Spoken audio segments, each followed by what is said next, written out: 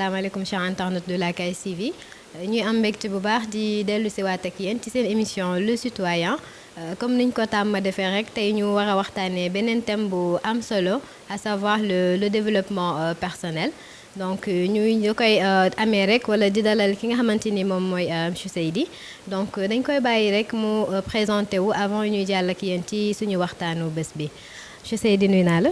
delloo naa la maa ngi leen di siyaare ñëpp di nuyu ñëpp ñu fi nekk di kontaan ci invitation bi ci interview bi et j'espère que ça sera un échange très on l'espère aussi léegi dañu lay bàyyi nga présenté wu ci suñu téléspectateur ak internautes yi nga xamante ni peut-être xamuñ la. ok alors pour les gens yi ñuy seetaan man la Mister Mo Mindset de mon vrai nom Cheikh Mohamed El Mouni Seydi coach en développement personnel aussi entrepreneur web. di travailler sur voix off contenu média yeeg genre yooyu conférencier sur la motivation donc je fais pas mal de vidéos à travers les réseaux sociaux di influenceur en même temps. très bien léegi comme ni ma ko annoncé léegi ñu war a waxtaanee li nga xamante ni moom mooy développement personnel je sais di d'après yow lan mooy développement personnel. alors pour benn définition bu gën a terre à terre développement personnel c'est un travail sur soi à but enrichissant c'est-à-dire tey jii benn liggéey bu doomu aadama bi di def ci boppam la ngir mu mën kaa jëriñ ce sont des techniques aujourd'hui yoo xamante ne day tax nga acquérir en maturité psychique lépp foo ko dégg à chaque fois rek mooy domaine pensée xalaat yeeg affaire yooyu day tax tey jii nii nit ki mën a def prise de conscience ngir mën a avancer ci yenn domaines yi ngir mën a travailler ci mindset mooy configuration suñu esprit ngir nit ki mën a vraiment exploser si life am wala gérer yenn situation yi.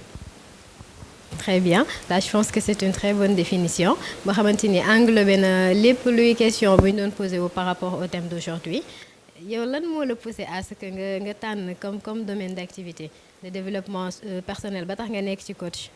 alors déjà benn processus bu yàgg la commencé wu léegi mën naa ne depuis le bas âge.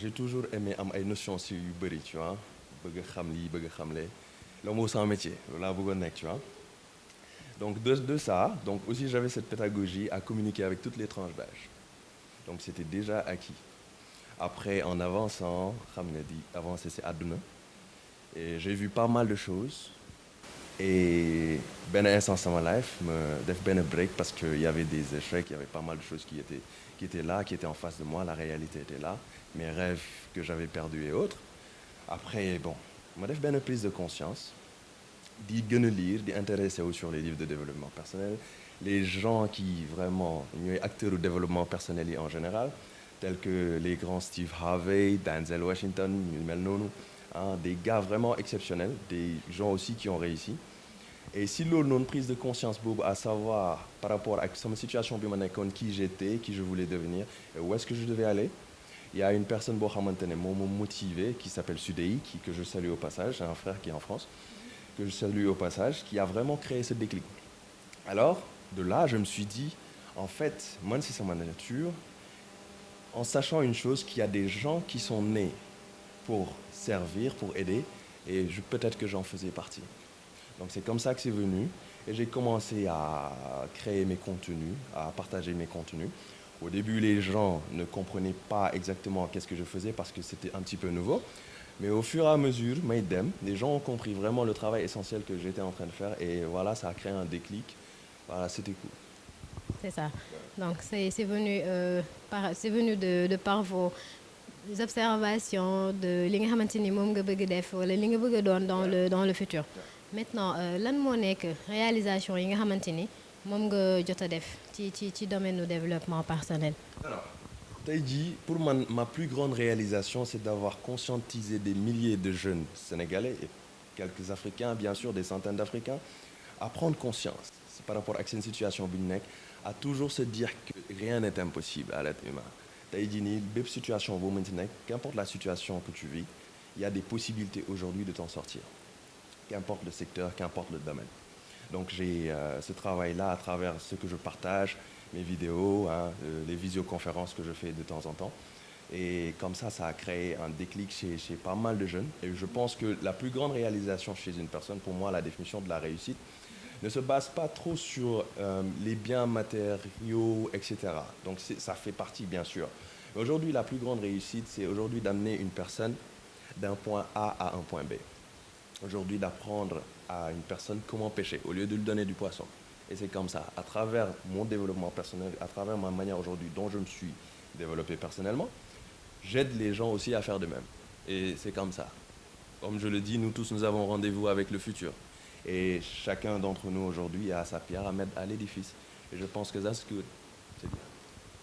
Très bien comme niñ ko déggee et je pense que bu ñu paree ci émission bi d'après ni mu ko waxee ci début bi dinañ ci gën a maanaam gën a am ay leeral te sama genre gi dinañ gën a maanaam jël conscience ci li nga xamante ni moom la ñu war a taxawee ba mun a yegg fi ñu bëgg a yegg mais par rapport ak li nga doon coach en développement personnel vu nit ñi ni ñu utewee ñi nga xamante ni maanaam seen confiance en soi dafa des ñi nga xamante ni peut-être bu ñu waree commencer benn projet dañuy am ay soucis et tout ça yow genre nit ñooñu est-ce que c'est pas un peu difficile pour yow nga coacher leen wala nga nekk ak ñoom ba li ñu bëgg a réaliser wala li nga bëgg maanaam ni nga leen bëgg a modeler ni nga xamante ni noonu nga gis ni noonu la ñu war a mën a demee ak seen activité est-ce que méttiwut yow d'après yow.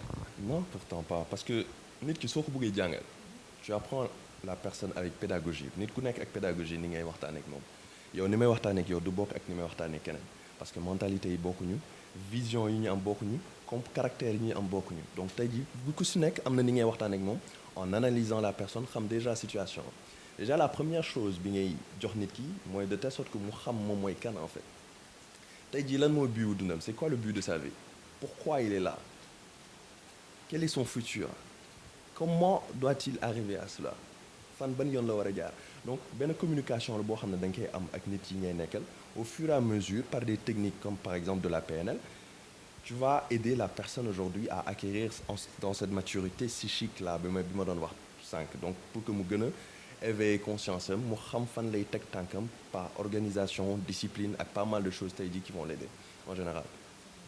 D'accord léegi yow bu loolu yëpp amee nan ngay jàngatee wala nan ngay mesurer impact bi nga xamante ni développement personnel am na ko ci nit ki par exemple boo defee benn émission wala nga jël benn personne en aparté wala je sais pas benn jeune nga jël ko pour ngeen liggéey wala pour nga jàppale ko pour que li nga xamante ni moom la manqué wala li nga xamante ni moom la war a armé woo pour yegg fi mu war a yegg bu dee jot nga ko def ba pare nan ngay xamee ni maanaam nit ki am na benn dose de développement personnel bu nekk ci moom. tey jii pour man tant que nit ki mi ngi ñëw si yow di la personne vient chez toi te pose la question à savoir comment aujourd'hui faire pour devenir tel comment aujourd'hui faire pour atteindre tel ou tel déjà il y a cette première prise de conscience et quand il y a cette prise de conscience tey jii tu commences déjà tu entres vraiment dans les bases du développement personnel donc loolu rek déjà dara la maintenant tu suis la personne par rapport ak situation bu mu lay wax yow nan ngay ànd ak moom bay xam ne kii mi ngi avancé wala du moom il te fera des feedbacks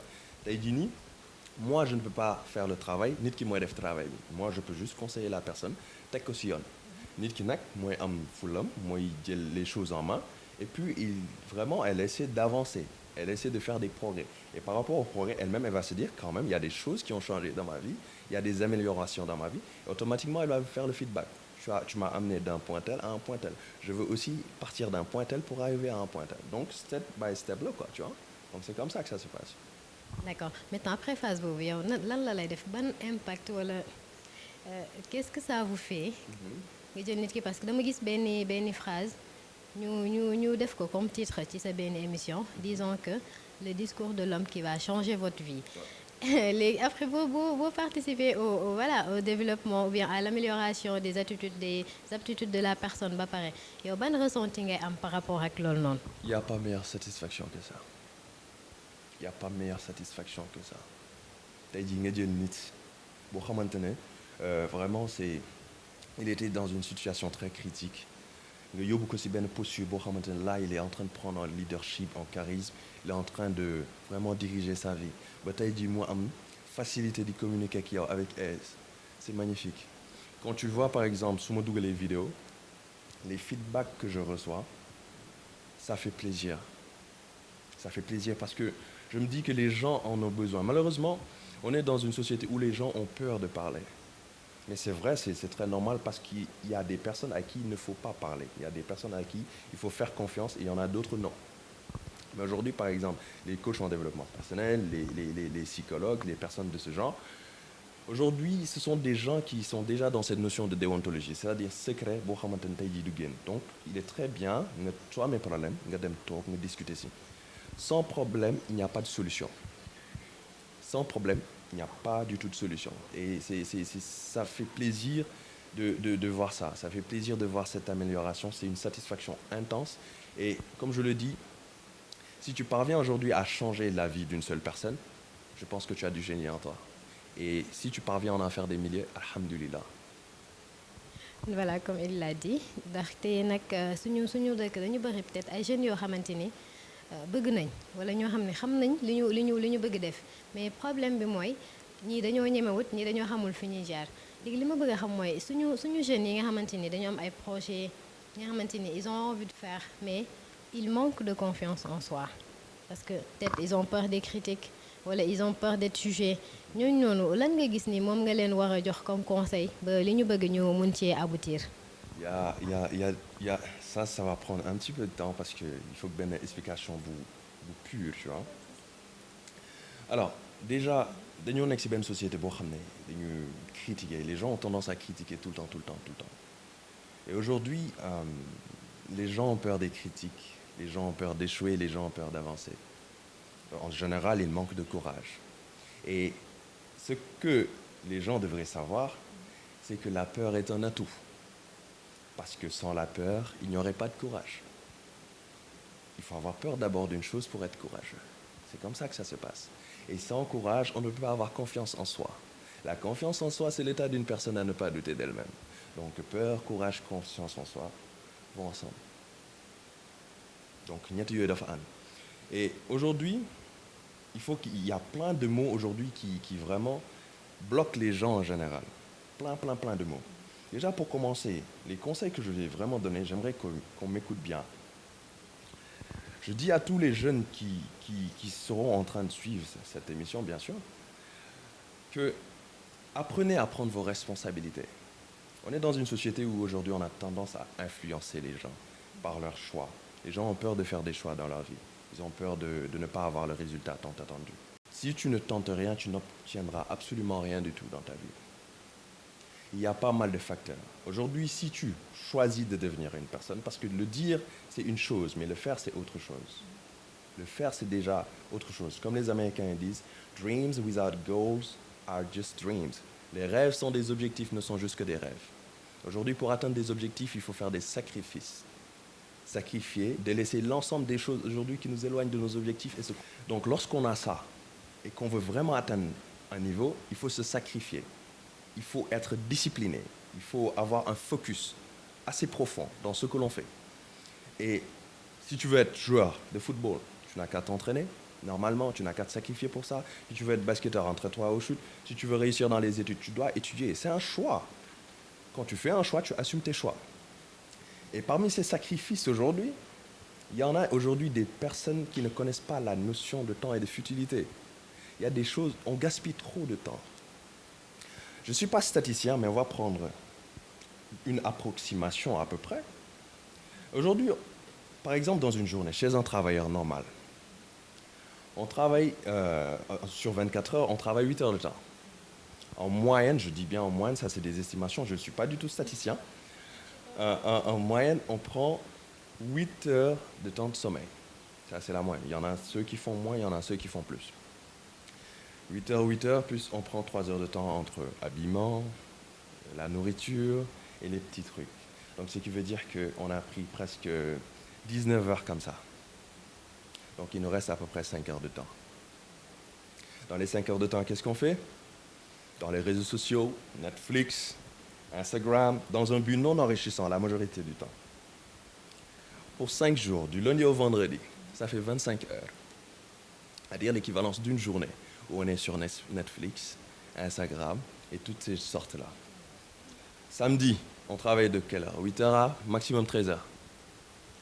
3 heures de temps pour nos habillements encore. Il nous reste 8 heures dans la journée. Le dimanche, pour ceux qui font la grasse matinée, 10 heures de temps. Ce qui veut dire qu'il nous reste encore 14 heures. Donc entre samedi et dimanche, on a presque fait une journée.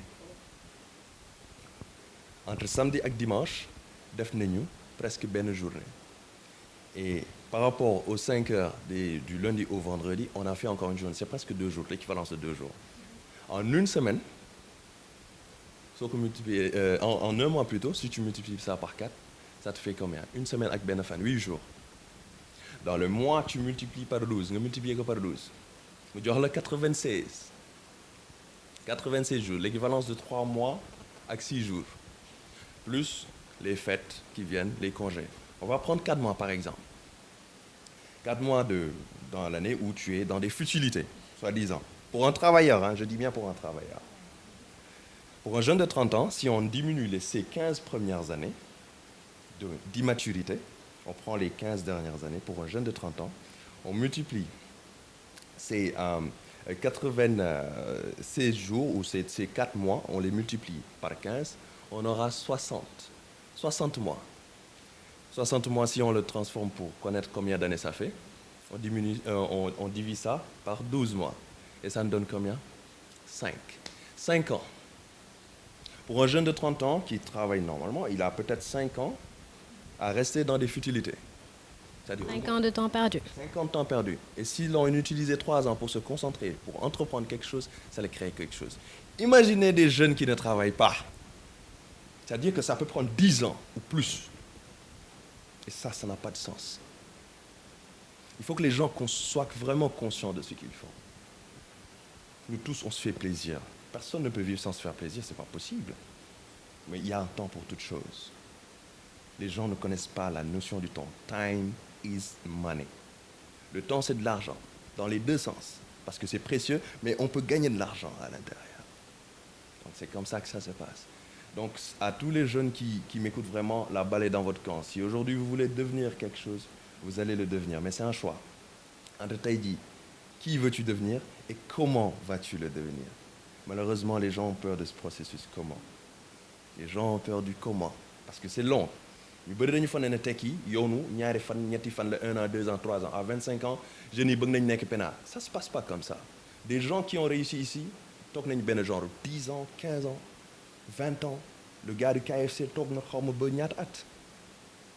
Des gens yoo xam dañu tegle l'histoire d'Abraham Lincoln je l'avais énoncé yoo xamante ne daf lay woon carrément les échecs d'une personne. Oprah Winfrey pour une femme qui a été violée toute sa vie boo xamante ne demoon na ba découragé gis lu nekk ci àddunaam pourtant telle la commencé gars yi gëmuñu ko woon. Oprah Winfrey on ne l'avait pas cru parce qu'elle a eu une enfance très difficile, violée à plusieurs reprises par des propres membres de sa famille. Et pourtant elle s'en est sortie parce qu'elle a cru en elle, elle a travaillé pour ça, elle était tout le temps focus sur ce qu'elle devait faire, sur ses principes et ses priorités. C'est comme ça la vie, c'est un choix. Et quand vous faites un choix, vous assumez votre choix, c'est tout. Il n'y a pas de secret. Toutes les personnes qui ont réussi, que ce soit des gens au Sénégal, Youssou Ndour, Serigne Mboup, toutes ces personnes, Thione Niang qui vient du Sénégal, qui est un enfant du Sénégal, qui est parti aux États-Unis avec quelques dollars, qui a fait la plonge, qui a fait pas mal de choses, il s'en est sorti. But we have to trust in ourselves. C'est-à-dire aujourd'hui, on doit croire en nous. C'est tout. La croyance en soi, c'est la base de toute chose.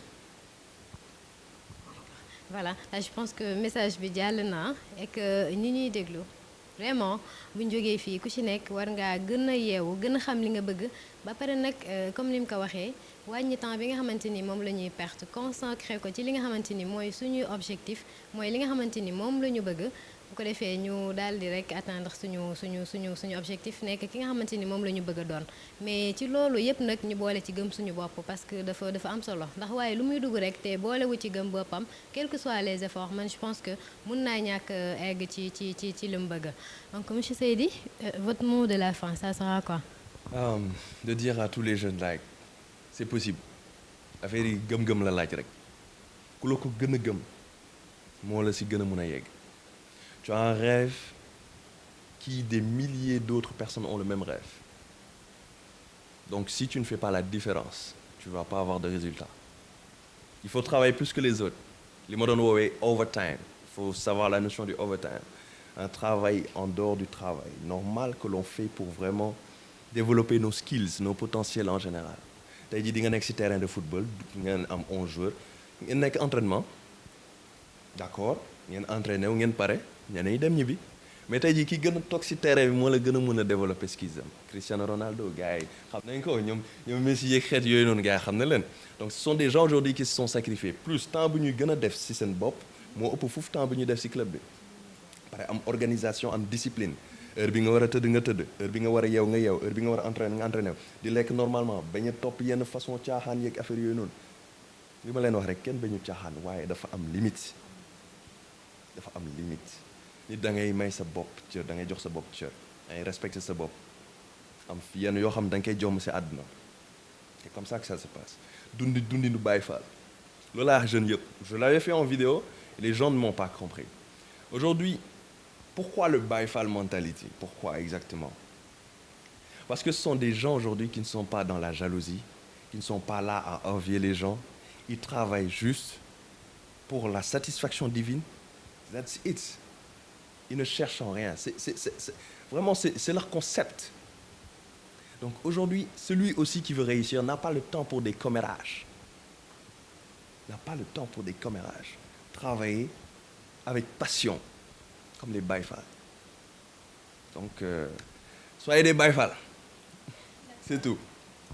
Voilà, comme ni mu ko waxee soyons des Baye Fall time is money et le temps c'est de l'argent donc essayons de faire de notre maximum pour que suñu temps bi nga xamante ni moom la ñu am mu jural ñu li ñu bëgg donc ça sera tout pour cette première partie chers internautes de la KSTV comme ni ñu ko waxee ci début bi ñu doon dalal ki nga xamante ni moom mooy Mr Mindset comme ni ñu ko xamee ci réseaux sociaux yi doon waxtaanee li jëm ci développement personnel et le message est bien passé donc c'est à nous ñu jël li nga xamante ni moom lañ ci gis ni mën nañoo jëmale kanam ñu daal di koy appliquer et bu ko defee rek ñu mën ci am li ñu bëgg donc dañuy jàll ak yéen ci li nga xamante ni moom mooy seen rubrique avis de la population bu ñu paree jàll ak yéen ci seen rubrique xam sa réew donc à tout à l'heure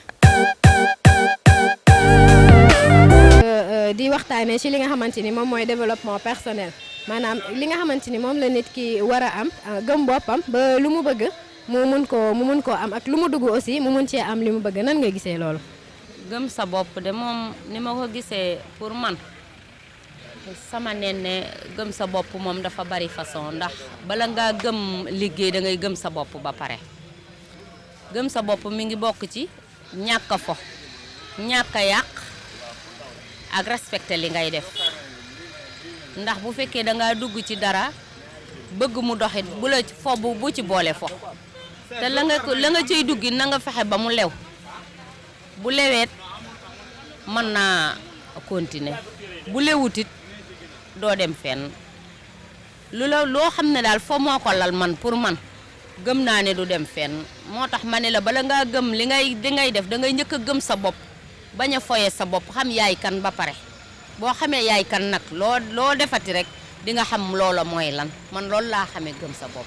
ndaw ñu nekk si dëkk bi gëmuñu seen bopp nañ góorgóorlu liggéey rek tey def farata bàyyi sunna ndax nit ki moom looy nekk rek na fekk nga gëm sa bopp boo gëmee sa bopp moom peut-être suñu borom dina la jox lii sa wërsëg yàlla nag moo binte yemalewul mais ku nekk am na loo tollool man noonu laa ko gisee man wax dëgg yàlla. ñi xalaat ni li ñeneen ñi di de maanaam xalaat ne boo defee dara bu réussirul maanaam ñi nga dëkkal wala ñeneen ñi dinañ la ñaawal wala dinañ la ŋàññi maanaam ñu bari loolooy tax ñu gën a ragal pour bañ a dugg ci dara.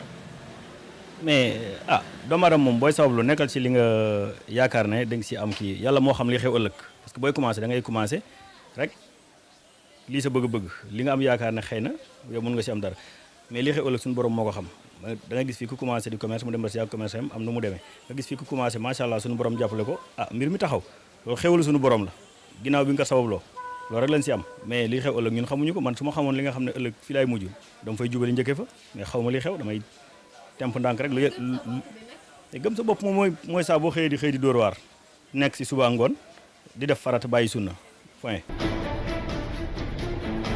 sëñ bi na nga def yaa ngi ci jàmm dañu bëggoon a xam devise police Sénégal nan la devise police Sénégal. waaw non non xamoo ndax lan. xaw ma ko de. devise police Sénégal nan la. bëggoon xam devise police Sénégal nan la.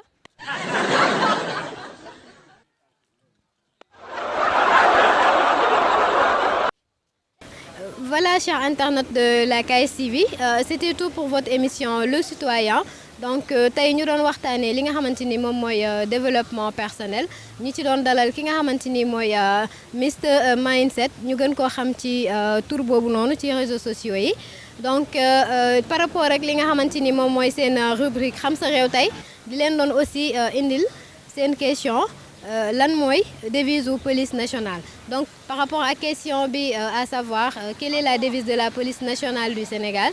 Donc c'est dans l'honneur au service de la loi. Voilà, donc ñu leen di jox dig daje ci beneen numéro seen émission Le Citoyen ak yeneen invité ak beneen thème toujours rek ci li nga xamante ni moom moo ñuy jëmale kanam di jëmale suñu réew kanam. Donc d'ici là portez-vous bien et à très bientôt. Merci.